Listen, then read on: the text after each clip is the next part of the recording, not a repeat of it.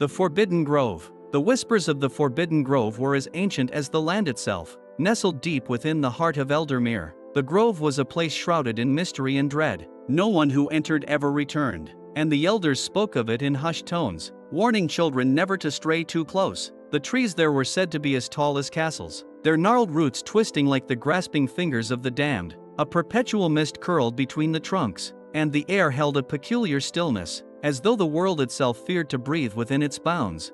Elena had heard the stories all her life, but curiosity gnawed at her heart. The villagers' warnings, the fearful glances cast toward the forest's edge, it all made her yearn to uncover its secrets. She had always been different, never one to abide by the constraints of fear. And so, one crisp autumn evening, under the glow of a pale moon, she set forth toward the grove.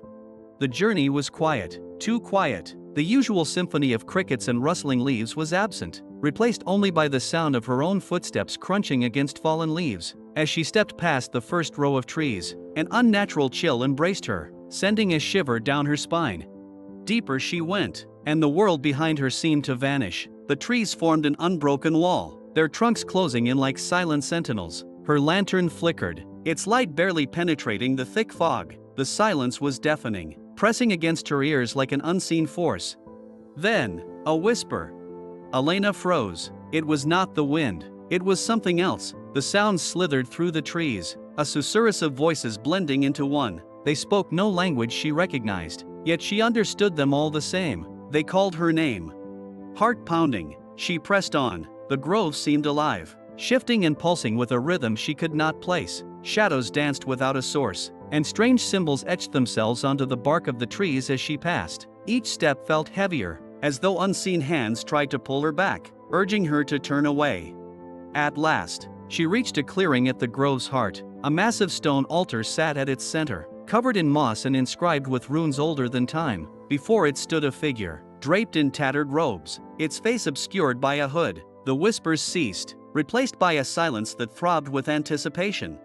"You have come," the figure intoned, its voice a blend of many. Elena swallowed. "Who are you?"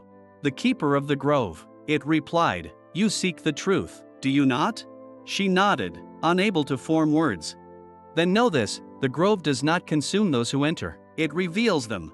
A gust of wind tore through the clearing, and suddenly, Elena saw. The visions came in a rush, memories of the village, of past explorers who had come before her. They had not vanished, they had become the grove. Their essence lived within the trees, the roots, the whispers. Panic surged through her veins. She turned to flee, but the ground held her fast. Vines curled around her ankles, climbing, tightening. The figure stepped closer, lowering its hood. To her horror, the face she saw was her own.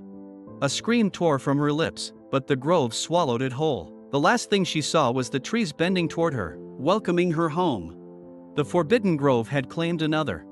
Moral of the story: curiosity is a double-edged sword. While it drives discovery, it can also lead to peril when one disregards warnings. Some secrets are meant to remain untouched, and some doors should never be opened.